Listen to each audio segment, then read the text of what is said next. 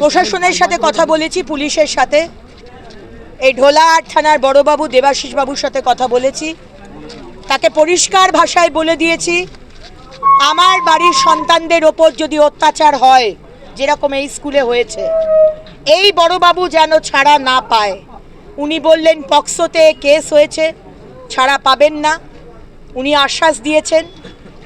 আজকে এই স্কুলের ছোট ছোট বাচ্চারা তারা ট্রমাতে ভুগছে, ভয়ে ভুগছে, কারণ তারা বলছে আমরা স্কুলে যাব না। যে ধরনের অত্যাচার তাদের ওপর হয়েছে বা ট্রমা, লজ্জা, লাঞ্ছনা, তারা বলছে আমরা স্কুলে যাব না।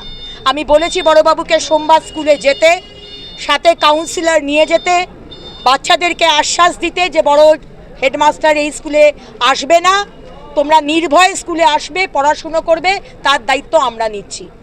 বড়বাবু বলেছেন সেটা উনি সোমবার দিন স্কুলে যাবেন, আপনারাও দেখে নেবেন। কিন্তু কোনো যদি অন্যায় হয়, আমি আমার ফোন নাম্বার বাচ্চাদের দিয়ে এসেছি, তারা আমাকে ফোন করে জানাবে।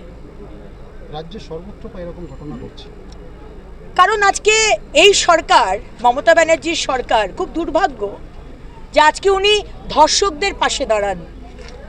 যারা ধর্ষিতা হচ্ছে, যারা লাঞ্ছিত হচ্ছে, তাদের পাশে মুখ্যমন্ত্রী দাঁড়াচ্ছেন না। আজকে মুখ্যমন্ত্রী বলছেন যদি ধর্ষণ হয়, হাফ ধর্ষণ হলে একটা রেট, ফুল ধর্ষণ হলে আরেকটা রেট। আমরা দেখি ধর্ষিতা হওয়ার জন্য জন্মেছি এই পশ্চিমবঙ্গে। আজকে মমতা ব্যানার্জি বলছেন যেরকম জ্বর কাশি, জ্বর জ্বালা কাশি হয়, সেরকম ধর্ষণ হয়। আজকে হিন্দু হোক, মুসলমান হোক, শিখ হোক, খ্রিস্টান হোক, কোনো মহিলার সুরক্ষা আছে? আজকে দেখা যাচ্ছে এই গ্রামে ছোট একটা 9 বছরের বাচ্চার উপর অত্যাচার হচ্ছে, কোথায় সুরক্ষা?